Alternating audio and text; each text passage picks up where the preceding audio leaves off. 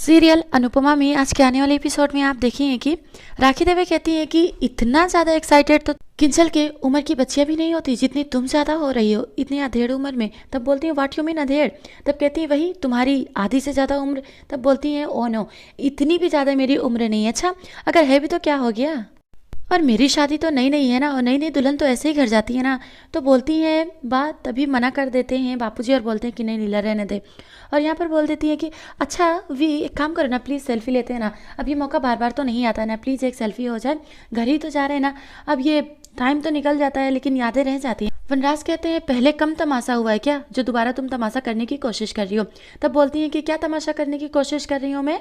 वनराज कहते हैं कि तुम चुपचाप सीधा घर चलो, इधर उधर की बातें और साथ में ये तुम्हारा सेल्फी वाला सीन नहीं चलेगा। तब कहती हैं कि इसमें बुराई क्या है, हमने तो शादी की है ना, कोई चोरी थोड़ी ना की है कि हम सबसे छुपाते फिरेंगे। क्योंकि जो बात है वो कहती हैं कि थोड़ा तो शर्म कर, थोड़ा तो लिहाज कर ले, तेरी वजह से हमारे मोहल्ले में कितनी हमारी बेइज्जती हुई है। तब कहती हैं कि क्या बेइज्जती हुई है, बल्कि इस शादी के बाद सब कुछ बदल जाएगा। जो लोग हमें ताने मारते थे ना, उन लोगों को पता चल जाएगा कि अब हमारी शादी हो चुकी है। वनराज कहते हैं कि तुम्हें थोड़ी भी अकल है भी या नहीं। तब बोलती हैं पूरी अकल है मुझे, और दूसरी बात जब लोगों को पता चल जाएगा मेरी शादी हो गई है तुमसे, तो हमारे रिश्ते पे सवाल नहीं उठेंगे।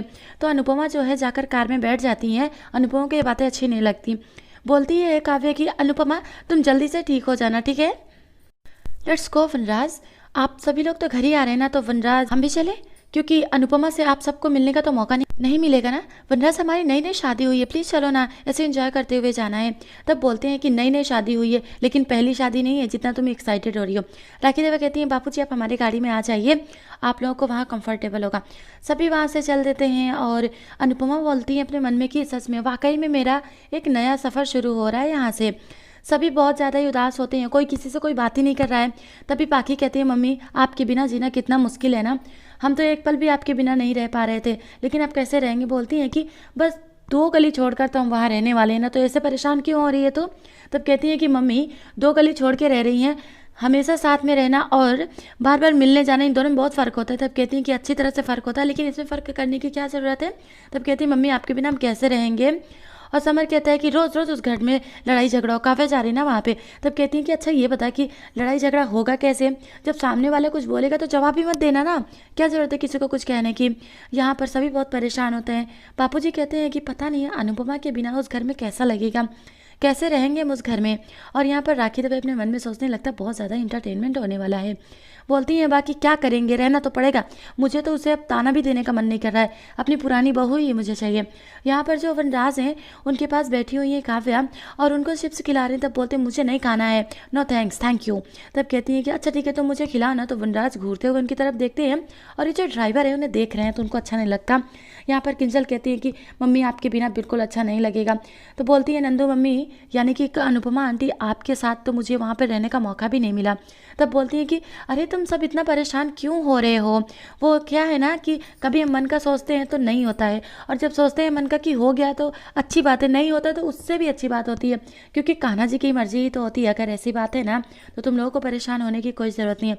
2 गली छोड़कर मैं रहने वाली हूँ, जिस को मन करेगा मेरे पास आ जाएगा मुलाकात करने के लिए, और दूसरी बार लड़ाई झगड़ा करने की कोई ज़रूरत नहीं है। उस घर में कलेश होगा मुझे पता है, लेकिन तुम सब चुप रहना, किसी को कोई जवाब देने की ज़रूरत नहीं है। और ये जो पाखी होती है उनकी नाक पोंछती हैं अनुपमा, बस वो सभी को हंसाने की कोशिश करने लगती हैं, बहुत सारी सेल्फी लेती हैं, सभी बहुत ज़्यादा ही खुश हो जाते हैं और अनुपमा भी बहुत हैप्पी होती हैं। थोड़ी देर के बाद अनुपमा बहुत इमोशनल हो जाती है। यहाँ पर सभी खुश तो होते हैं लेकिन थोड़ी देर के बाद सभी इमोशनल हो जाते हैं। सभी कहते हैं कि जो जैसा परवाह होता था जिसका, वैसा ही अनुपमा भी याद करती है। पाखी भी कहती है मुझे अब खिचड़ी कह के कौन उठाएगा, मेरे लिए पास्ता कोल्ड कॉफ़ी कौन बनाएगा। समर कहता है कि मेरे लिए कौन क्या करेगा, और पारितोष कहता है कि आधी रात को मुझे कॉफ़ी कौन बना कर देगा, लेट नाइट्स मुझे कॉफ़ी मिलती थी। और किंजल कहती है कि मुझे डांटेगा कौन। अनुपमा इन सब की बातें सुन रही हैं और खुद भी बहुत कुछ याद कर रही हैं। बोलती है नंदू कि मुझे मेरी आंटी के साथ रहने का थोड़ा भी मौका नहीं मिला, मैं क्या करूं। तब कहती है ऐसे खुश होने की ज़रूरत है, नाराज़ होने की नहीं। तो थोड़ी देर के बाद जैसे ही अपने घर पहुंच जाते हैं तो काव्य तो बहुत ज़्यादा खुश होती है लेकिन वनराज खुश नहीं है। जैसे ही अनुपमा आती हैं अपने घर को बाहर से देखती हैं तो उनको पुरानी बातें याद आने लगती हैं, सब कुछ याद करती हैं और फिर तुलसी की तरफ देखती हैं तो तुलसी को जैसे वो जल चढ़ाती थी वो भी एक एक बात उनको याद आने लगती है। अपने घर को देखकर इतना ज़्यादा वो इमोशनल हो जाती हैं। तो उसके बाद जाती हैं किंजल के पास, उन्हें समझाती है और बोलती हैं कि अब इस घर की डोर तुम्हारे हाथ में, संभाल लेना बेटा। समर के पास जाती है, इमोशनल होती हैं, समर को हक करती हैं।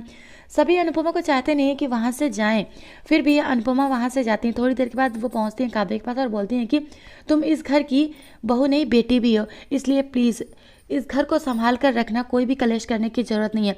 ये जो घर है ना वो एक दिल है और वो हमेशा धड़कता रहता है। तुम बहुत ज़्यादा ही खुशकिस्मत हो कि तुम्हें इतना अच्छा, इतना प्यारा परिवार मिला है, इतना अच्छा घर मिला है। तो प्लीज़ इस घर का दिल नहीं तोड़ना, सबके साथ खुश होकर रहना। लेकिन यहाँ पर जो काव्य मुँह बना रही है, अनुपमा की बातों को एक भाषण समझकर इग्नोर कर रही है। बोलती हैं जय श्री कृष्णा, मैं चलती हूँ यहाँ से। अनुपमा अपना बैग लेती हैं और वहाँ से जाने लगती हैं तो जाते जाते बापूजी रोक लेते हैं और कहते हैं तूने अपने सारा सामान ले लिया? अनुपमा तब बोलती हैं कि हाँ। तब कहते हैं नहीं, सब कुछ नहीं लिया, तू कुछ भूल गई है। तब कहती है बापूजी क्या भूल गई, मैंने तो सब कुछ रख लिया ना। तब कहते हैं बापूजी तू 1 मिनट रुकना, मैं लेकर आता हूँ। और बोलते हैं जय श्री कृष्णा। तब कहते हैं तो रुक, हम आते हैं ना। जैसे आगे बढ़ते हैं तो वनराज सब कुछ देख रहे होते हैं और अभी बात नहीं करते हैं। तो अनुपमा जैसे निकलती है वहाँ से, बापूजी कहते हैं मैं अभी आता हूँ ना। जैसे ही बापूजी अंदर जाते हैं तो ये जो राखी देवी वो सोचती हैं कि मेरे अंदर तो इंटरटेनमेंट के बादल मंडराते हुए नजर आ रहे हैं, लगता है कि बहुत बड़ा कुछ धमाका होने वाला है। देखते हैं, वैसे भी शाह फैमिली में इंटरटेनमेंट ही तो होता है। अब देखते हैं कि कौन सा सबसे बड़ा धमाका होने वाला है। यहाँ पर बापूजी जैसे ही अंदर जाते हैं, थोड़ी देर के बाद एक पेपर्स अपने हाथ में लेकर बाहर आ जाते हैं। तो काव्य उनकी तरफ देखने लगती हैं, बोलते हैं बापूजी कि वनराज मैं तेरी शादी का तोहफा देना चाहता हूँ, ये ले। तो काव्य ले लेती हैं, बोलती है थैंक यू बापूजी। अभी देखती नहीं कि उसके अंदर क्या है। और एक जो होता है वो अनुपमा को पेपर दे देते हैं। तब बोलते हैं कि क्या है ये? तो ये जो काव्य बोलती है वाह बापूजी, सच में आप जो भी आपने डिसीजन लिया है ना, मैं आपके साथ ही हूँ, मैं बहुत ज़्यादा खुश हूँ बापूजी। तब बोलती हैं कि आपने जो किया ना बहुत अच्छा किया है, सच में वाकई में। वनराज तब बोलते तुमने गलत पढ़ा है, ठीक से पढ़ो कि इसमें लिखा क्या है। वनराज कहते जब तुम ठीक से पढ़ नहीं सकते हो तो तुम्हारे पढ़े लिखे होने का फ़ायदा क्या, दिखाओ उसमें क्या लिखा है। और ये अनुपमा कहती है बापूजी ये सब कुछ करने की क्या ज़रूरत है। तब कहते हैं कि अनुपमा बेटा ये सब कुछ करने की ज़रूरत है क्योंकि इस घर का मैंने 3 हिस्सा कर दिया है। एक तो मेरे बेटे का, दूसरा मेरी बेटी का और जो तीसरा हिस्सा है वो है अनुपमा का। इतना सुनते ही काव्य शॉक्ड हो जाते हैं, बोलती है नहीं बापूजी। तब कहते हैं क्यों नहीं, ये मेरी प्रॉपर्टी है और जो मैंने किया है बहुत सोच समझ कर किया है। इससे पहले काव्य को पता नहीं होता है तो बोलती है कि जो भी डिसीजन लेंगे ना मैं आपके साथ हूँ, बापूजी ने जो कहा किया बहुत सही किया। अनुपमा कहती क्यों किया आपने ये बापूजी, रहने दीजिए ना। जैसे उनके हिस्सा लग जाता है तो उनके सारे बच्चे और सभी बहुत ज़्यादा ही खुश हो जाते हैं, लेकिन अनुपमा खुश नहीं होती हैं और जो काव्य उसका भी मूड खराब हो जाता है। आज के एपिसोड में बस इतना ही। कल का एपिसोड बहुत ज़्यादा इंटरेस्टिंग है। कल के आने वाले एपिसोड में आप देखेंगे कि ये जो काव्या बोलती है कि थैंक्स गॉड किसी को तो याद है कि मैं इस घर की नई बहू हूँ, क्योंकि यहाँ पर अनुपमा का स्वागत करने के लिए बा ने थाली ली हुई है तो उसे ऐसा लगता है कि उसका वेलकम होने वाला है, आरती होने वाली। जैसे अपना पहला कदम आगे बढ़ाती हैं वह अपना हाथ दिखाकर उसे रोक देती हैं और पीछे से बापूजी आते हैं वो बोलते हैं कि अच्छा तुझे इतने खुश होने की ज़रूरत नहीं है क्योंकि ये जो आरती हो रही है ना वो मेरी बेटी अनुपमा के लिए है। अच्छा, क्योंकि जो